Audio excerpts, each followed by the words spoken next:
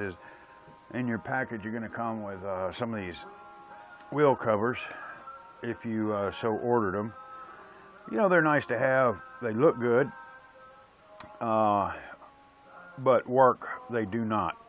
And I looked around for a lot of things to fix the big problem of dirt getting in your tires, because you work real hard at getting them to balance, and then once you get them balanced, you make the first lap around the track and all your work is for naught. Now these things here will mount inside your rim like this, and like I said, they look real nice, but that doesn't do jack for keeping dirt out of this side, and this is really where the problem is. This happens to be the wheel that I lost my nut off of. Anyway, I came up with a little bit of an idea that I'll share with you. Some people like it, and others just haven't tried it yet. This particular rim I did over a year ago, and it's still holding up. If you do it right the first time, it will last. What this is, it's that expandable foam that comes in a can. If you'll take your rim and clean it real good with paint thinner or naphtha or just anything to remove oil and dirt and grime, and take a rough, like a 80 grit sandpaper, and sand the inside of your wheels. You know, you ain't got to kill yourself, just rough the surface up so this will have something to hold on to. And what I like to do is I'll take a piece of plastic and I'll sit it down like this, and I'll take a little bit of Vaseline or a little bit of wheel grease, and I'll put it right here with my finger, and I'll sit it down on that plastic. And I don't have one for demonstration purposes, but the can comes with a long tube on it. And if you'll take that tube while it's sitting down like this, and you squirt down inside the spokes and fill all that area up, and you want to fill your rim about halfway to 3/4 of the way up. You're going to have to come back anyway, but halfway to 3/4, and then just let it sit overnight. Don't mess with it. I got to turn this damn music off.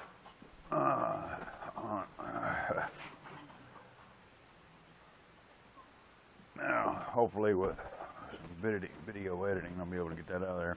Anyway, when you come back the next morning, the foam stuff is going to be all built up over here. I forgot to tell you one thing that you got to do. Get an old axle or an old hub and stick it inside there, okay? Put the nut on it, leave the nut on it. And you want to do that because you don't want to try to fight pulling the foam out of here. You want all this real clean. Fill it up, and then what happens the next day when this stuff's all out, and take a Sawzall or a Dremel tool or a razor blade, and what you want to do is you want to cut at an angle this way all the way around, and you want to get that real nice and smooth. Once you get that cut off, flip it over and do the other side the same way. On the inside though, it's going to take a little bit more work. Depending on whether or not you're running wheel extenders or not is going to matter of how much of the A-arm and the hub assemblies get up inside here that you're going to have to make clearance for. So take the car, once you get it kind of, you know, cut out a little bit, take it over there, fit it on the car, see where it's touching, maybe even push it up on there and turn it a couple of revolutions, and then wherever you see signs of a struggle, you can come in and you can clean that out. What you want is you want this foam to come all the way out to the edge as close as you can get it, and you want as much foam as you can get in there.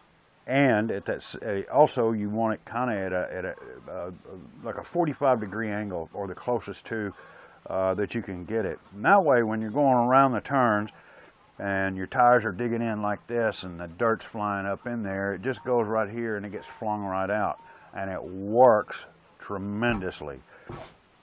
You want to try to keep high pressure water off of it when you wash your cars. I'll even go as far as taking like a clear lacquer in a spray can and spraying this down, because it is real porous and it'll hold water. Now, I've weighed a tire a rim and a foam all together with all the mounting hardware and everything, and if I remember right, it was 1 pound and 1/4 ounce. By adding this on a male scale, it adds about a gram, is it. Maybe even less, depending on the width of the wheel.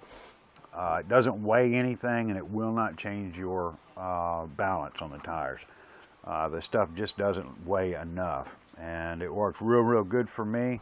There again, I'm not a showboater. I don't really care about what things look like as long as they function properly. This particular tire I did it to, but I didn't take the time to sand it, and it started to break out. So this was the first one I did on a fly, so that'll end up covering that little subject there.